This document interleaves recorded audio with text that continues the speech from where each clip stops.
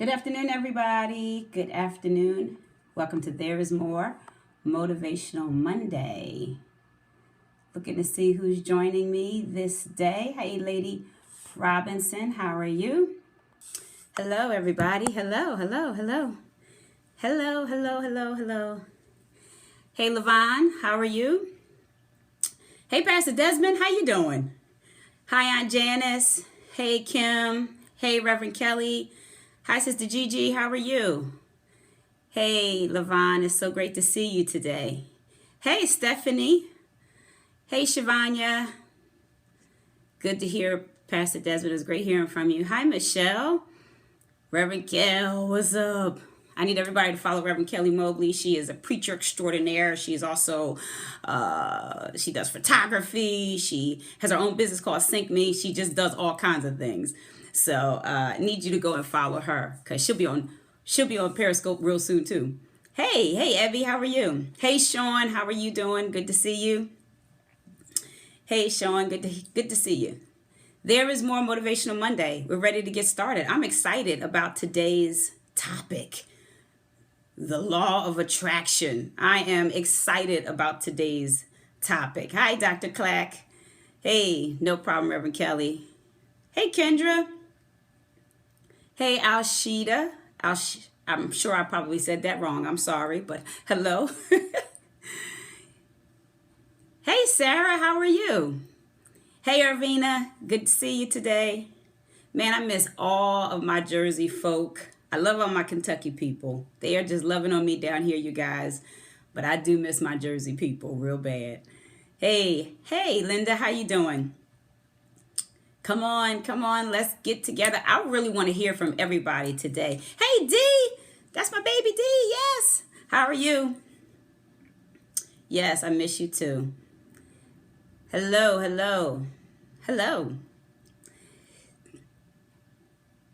Hey, Minister Tori, how are you?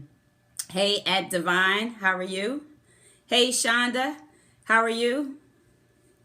That was a typo. It'll do it to you every time in the story. Hey, everybody.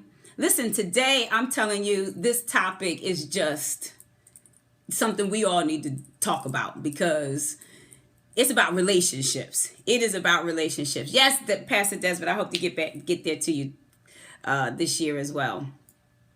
I miss seeing you. Tell your wife I said hello.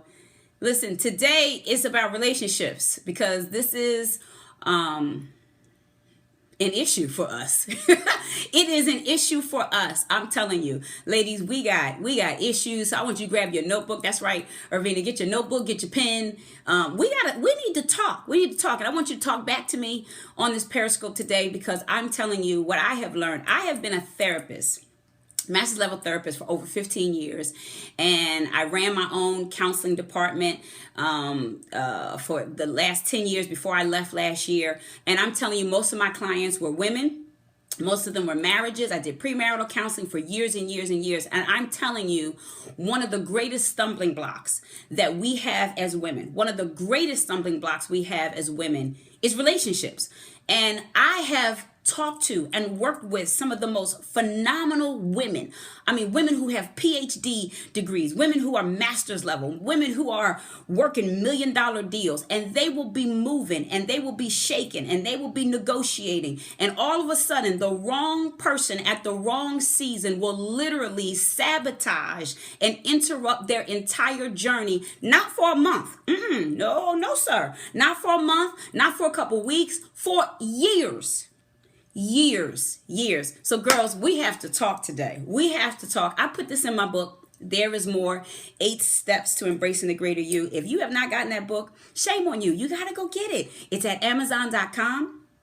I'm telling you, it's going to help you. It is going to help you. I have been doing relationship seminars for many, many years. And what I'm going to teach you today, what we're going to talk about today, is some of the things I learned on my journey, but it's also some of the things that I had to learn from myself. So if you are just over the whole relationship thing, I mean, you're like, I'm over it. You have flipped your hair back and said, I'm over it. I'm telling you, today's the day to get your pen, get your notebook, and let's start working, because this has to be the year. This has to be the year where we don't allow anything to interrupt our progress. We don't need no interruptions this year. All right, so y'all ready? Yes, let's go. Today we're talking about the law of attraction. The law of attraction, step 4. So many times we want more in our life. We want more in our life, but our relationships are sabotaging our ability to have more. Our relationships are sabotaging our ability. And girls, here's why. Because we were built for relationship. When God created Eve, the only reason she was created, the main purpose she was created, was to establish relationship on the earth. In fact, Adam could not even fulfill the mission and the assignment in his life until Eve showed up. So that's how important we are. The reality is Eve does not know what it means to be alone. Think about that. Eve has never ever been alone. Adam's been alone, but Eve has never been alone. And so we have been built for relationship. But do you know, because of sin, because of all the things and the issues in this world, things that we have experienced growing up, what I have learned is when I start hearing a woman talk and say things like this, I can't be bothered with a whole bunch of people. That sound familiar? I don't want to be bothered with all these different women. I'm good. I'm good to myself. You know what I realize about that woman? That woman, watch this, has been broken by the very thing she was built to handle. Woo, I'm going to say that again. When you start talking to women and they don't want to be bothered with people and they're like, I'm over this whole relationship thing. It's overrated. I don't want to be bothered. I'm never getting married again. I'm never going to be bothered with folk. It's just me and my sister or me or whoever. You are looking at a woman, and I said this to these women on this weekend, you are looking at a woman who has been broken by the very thing she was built to handle. We were built to handle relationship. We were built to handle it. We, out of every species on the earth, we are supposed to operate in relationship, knowing who we are, not allowing ourselves to be subject to the very thing that we were created and designed to master. And so today I have to talk to you about how to recover from broken relationships. There are certain principles and laws, girls, that we have to go back to in order to walk in this law of attraction. You need to know that you are attractive. It's not ever a situation about whether you look good or whether you're attractive or not. The very fact of who you are is going to attract you to somebody. The question is, what are they attracted to in you? So the first thing you have to know today about the law of attraction is this. The law of attraction says this, and this is what I say in my book. The law of attraction says, because some of you have been asking this question, so let me back up. Some of you have been saying this, and tell me if this is you. Why do I keep attracting the same people in my life? Oh my God, it's like the same people, cyclical, the same type of relationships, the same type of people that keep coming in your life, drama filled, whether they're men or they're women. I know I used to ask that question, what is it about me? Why do the same type of issues keep happening to me? Why do I keep going through the same drama? I'm over it. And you have probably had your share of cyclical, drama filled, crazy relationships in your lifetime, and you have decided that's it. I'm not going back into relationships anymore. I'm not dealing with people. I'll be nice, I'll be cordial, I'll say hi, but don't fool with me like that, because I ain't for it, right? Well, the first thing you have to understand about the law of attraction is this. People are only attracted, watch this, to the part of you that you consistently present. I'm going to say that again. See, God showed that to me. People are only attracted to you based on the part of you that you consistently present. So if you are a rescuer and a helper, you will always attract people who need help. It's real simple. If you are somebody who's just very hard on the exterior, you're going to attract people who are like that. If you are a victim, you're going to attract people who are either drama-filled, they got a whole bunch of issues, or you're going to attract people who are controlling and want to rescue you. So the law of attraction, you have to begin to assess, what is the energy? What do I put out in the universe to bring people to me? See, we've been putting it on people. I'm so sick of people, they make me sick. No, what have you been presenting on a consistent basis?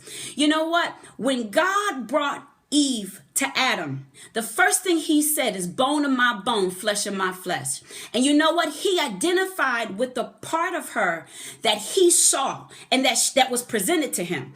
And so you have to understand that the part that you consistently present to other people is the part that people are going to be attracted to.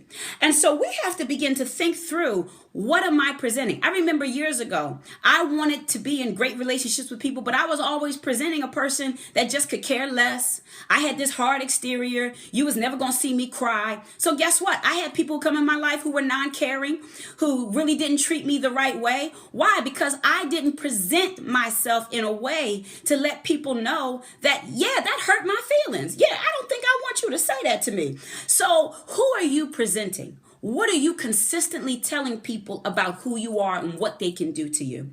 So that's number one that you have to understand. Number two, in order to really navigate your way through this law of attraction, you have to reassess your expectations. I'm going to tell you, this thing freed me. When I'm getting ready to tell you, this thing freed me from years of frustration and bitterness. And I'm not talking years ago. I'm talking recently. So this is hot off the press, y'all.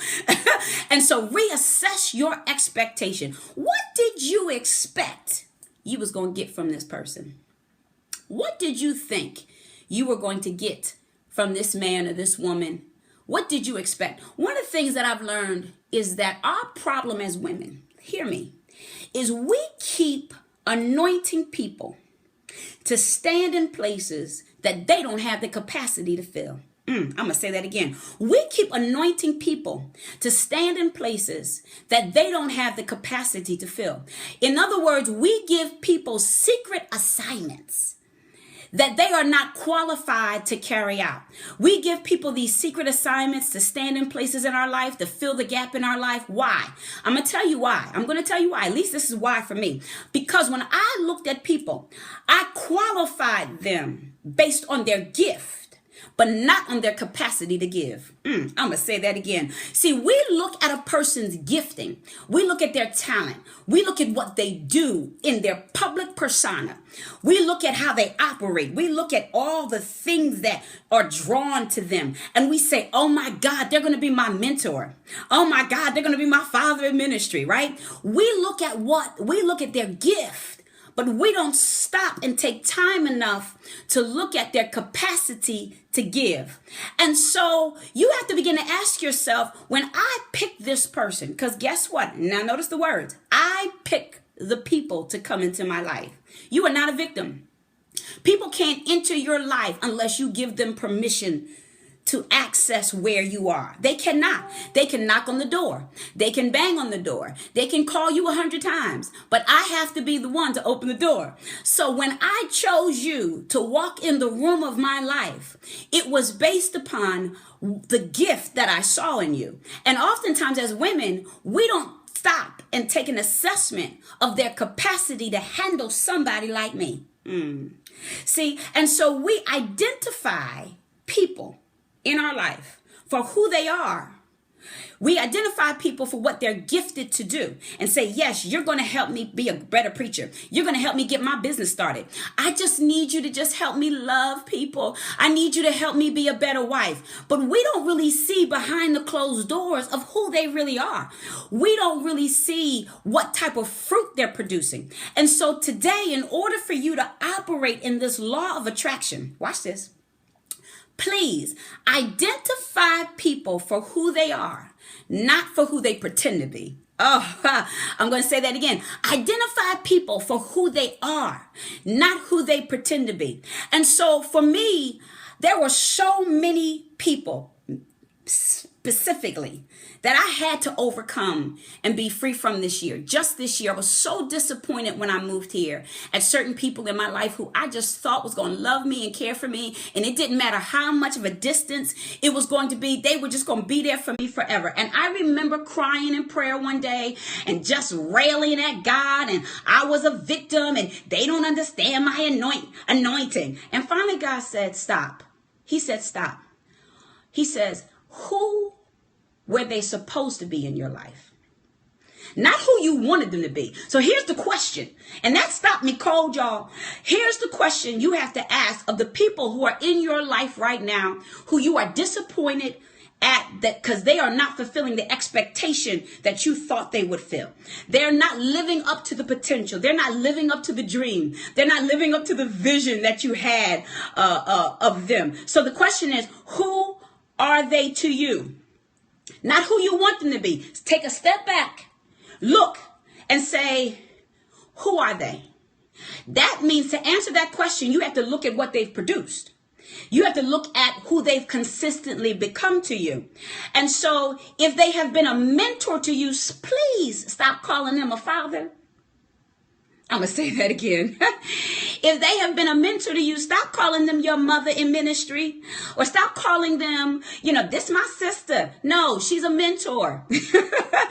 Who have they consistently been to you? Stop saying he got the potential to be a good husband when he has never shown consistently as a good boyfriend. I'm going to say that again for all my single women. And if you ain't on here, but you got some single women that need to hear this, I need you to share this right now. Please, ladies, stop saying he has the potential to be a good husband when he has not been consistent as a great boyfriend. And so the question is, we have to look and say, who have they been? You know what? This freed me. This freed me so good, because when I look back at the people who I was disappointed at, I realized I put them in a place that they never signed up to be in.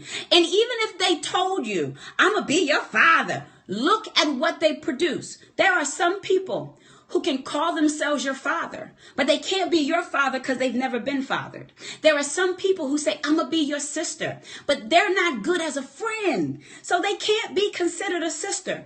You may have called them and put them in a place in your life that has always been empty, or a place that has always had a need for you. And maybe in the beginning, they exhibited characteristics of a mother or a father or a sister or a mentor. But as you got to know them, you started to see they don't really have the capacity to totally fulfill the role. But what we do is we keep trying to match them up to this expectation. Absolutely not. This is your season to reassess. What did I expect I was going to get from this person? And this really rings true for women when you're dating these men and he's got 7 kids, and I'm not coming against anybody. If you're taking care of your children, men, wonderful, right? But I'm talking to the ladies today. What did you expect you were going to get? How much attention did you think you were going to get out of him? When he's got 7 children, he only takes care of 2. Listen, I'm talking about some real people, right? What did you think was going to happen if he cheated on his last 3 girlfriends or his last wife? And you're saying, I'm going to be the one. No, you're not. Let me tell you what a mistress mindset is. Y'all ready? A mistress mindset is not just for somebody, doesn't just talk about somebody who's cheating with a married man. It's the idea that I have watched this person dog out everybody I know. I have watched them abandon people. I have watched them not love on people. But when I come into their life, something's going to magically be different. That's called the mistress mindset. It is, he cheated on everybody else. He was unfaithful to everybody I know. But somehow or another, my stuff just feels and smells better. Come on, I know I'm talking real to you. I know that was real raunchy. But that's what a mistress believes. And we have been mistresses in more than one relationship. And again, I'm not just talking about the fact if you never cheated on somebody, you've been a mistress because you've been in relationships that were beneath you, that did not live up to your expectation. You have watched this person not treat other people well. You've watched them talk about people like a dog. And yet you get mad because they talk about you. And God wants to know, what did you expect when you allowed them into your life? Reassess your expectation. Number 2, and this is my last point, because this law of attraction is going to be a part 2 series. I can only give you part of this. Next week, you really got to come. It's going to be real, real good. Part 2, I want you, when you get off this phone with this Periscope today, I said the phone, get off this Periscope today, you may be on the phone. When you get off this Periscope today, I need you to do step 2. And step 2 is I need you to reassign your relationships. First, we had to reassess our expectation. Now I need you to reassign. Based on what I said to you, I need you to reassign your relationships. See, because some of your relationships, watch this, some of your relationships are tied, some of your relationships right now are tied to your history and not your destiny. Some of the people who are in your life today are only in your life because they're tied to a place in your history, but they're not really connected to where you're going. In other words, they are tied to who you used to be. See, some of you met folk when you were in crisis. And I listen, I'm talking about me. So if this is you, say, yeah, that's me too, right? Because I'm being transparent. I have met people in my life, and I met them in a crisis season. And I've even counseled couples who were like this. They met on a foundation of crisis and pain and hurt. I've met so many people based on a foundation of pain and hurt. And so the reality is we had a whole lot in common. I was hurting, you was hurting. I was in crisis, you was in crisis. I was going through, you was going through. Or if I was going through, you had exactly what it is that I needed to get me to my next level. I was in crisis at that moment. But right now, you are no longer in crisis. And the people who you are tied to, watch this, are stuck in the dimension of what you needed then and not where you are now. And this is where you're struggling at with some folk in your life. There are some people who are stuck in the dimension of where you used to be and what you needed then, but they can't shift to where you are right now. And so most of us, many of us are in this place in our life. We're struggling with people who have loved us and helped us. And we're saying to ourselves, if it wasn't for them, we've all said that, right? Because I've said it. If it wasn't for them, if it wasn't for her, if it wasn't for him, I would not be where I am. There are some people who gave us our wings to fly. There are some people who snatched us out of the pit of oppression and depression. And if it wasn't for them, we would have been on our way right out of the door, right out of this earth. They helped us get back on our feet. They helped us recalibrate.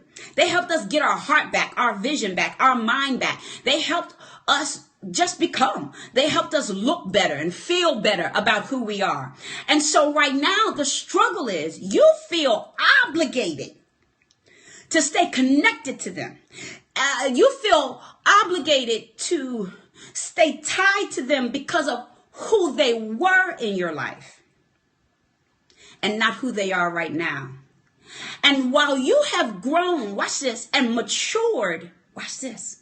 While you have grown and matured, their vision for you has not. So when they see you, they don't see the mature Nikki. They still see the Nikki in crisis.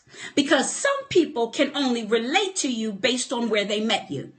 If they met you in the pit, that's the only place they can still recognize you in. And that's the reason why when you start telling them good news and, oh my God, I'm getting ready. This is what God's doing. They're like, oh, okay, child. Well, God bless. They don't seem as excited and happy. But when you need them, when you're crying, when you're upset, they're Johnny on the spot. They can help you right away. But when you're walking on your own and you don't need them anymore, or you don't have to connect with them as much as you used to, all of a sudden they start questioning the direction of where you're trying to go.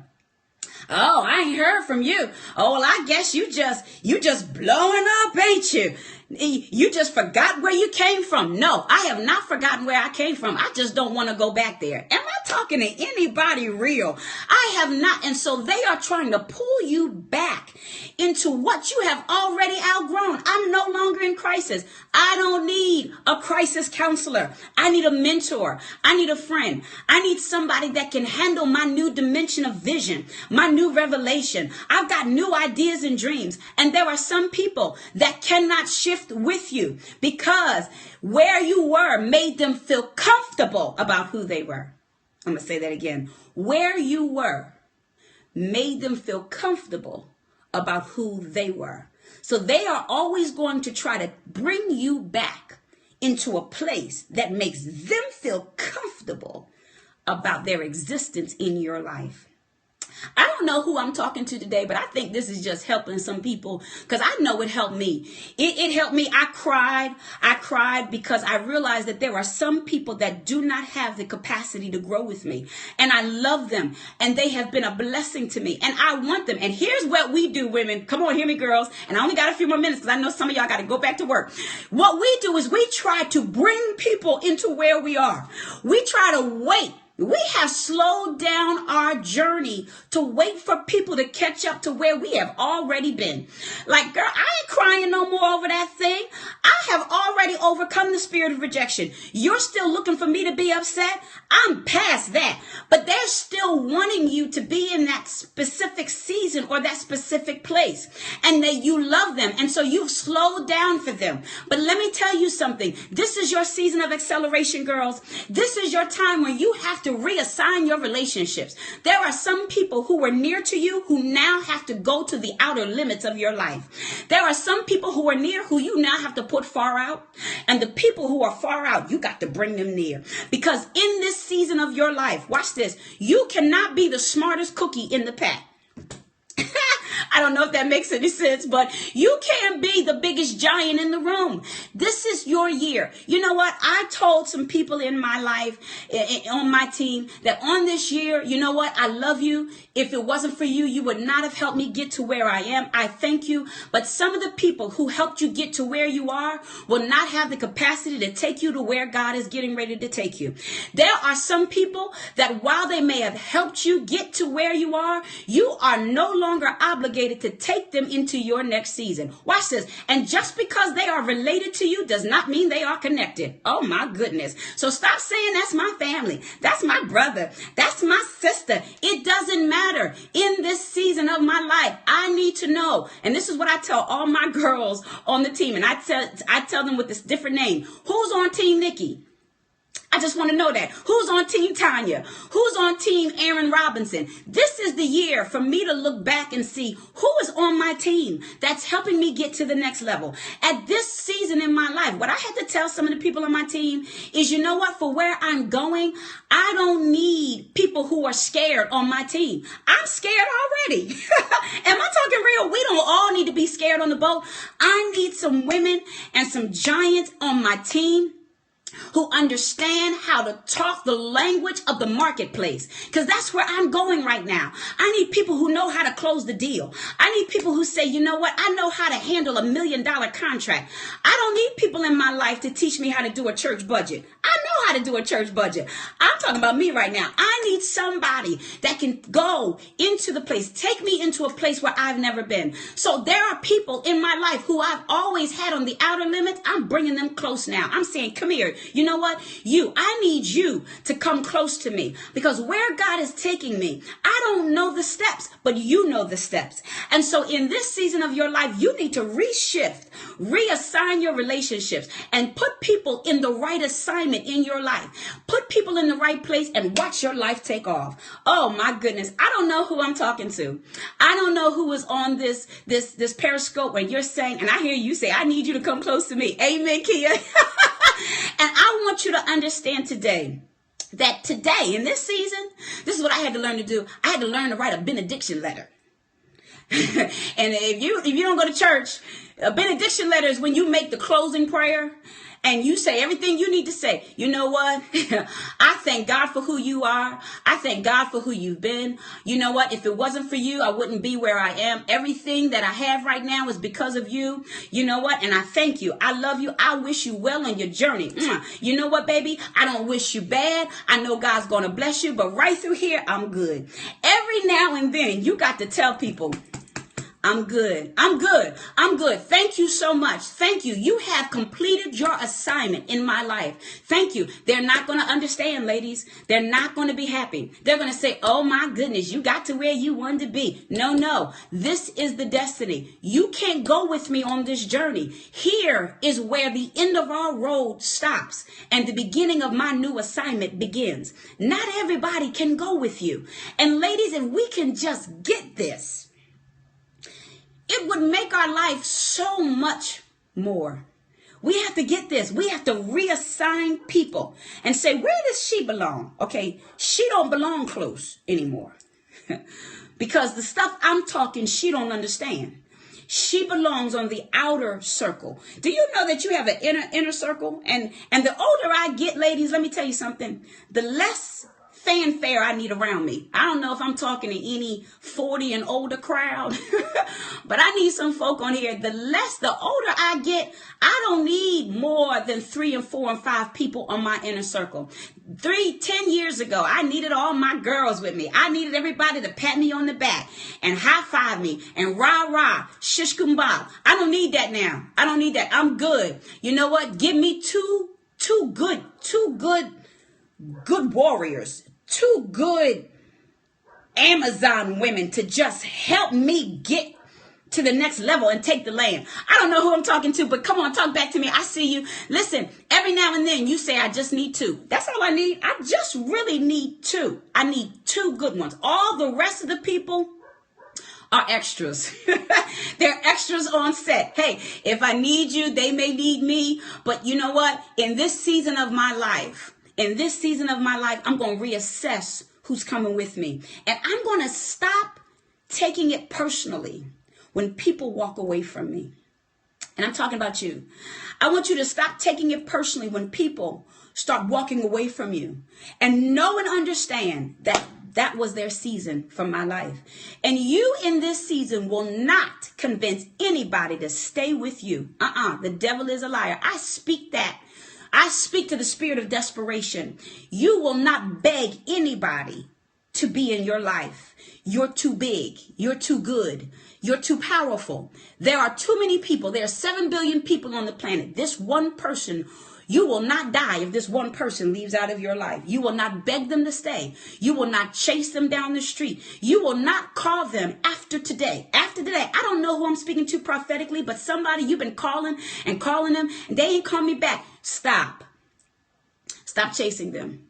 Because in this season of your life, God is going to bring the people in your life, in your season, in your space, that can appreciate the oil and can value and understand the value of who you are. When Eve showed up on the scene, guess what? She never said a word. She waited for Adam to get a clue. And I don't know who I'm talking to, but tell somebody, I'm going to wait till they get a clue. You don't need to tell nobody who you are. You ain't got to keep telling people I'm this, I'm a preacher, I did this. Let God bring you to your Adam. And your Adam is not just your husband. Your Adam is your assignment. Your Adam is the person that you're going to hook up with, and you're going to help them get to the next level. But you don't need to chase them.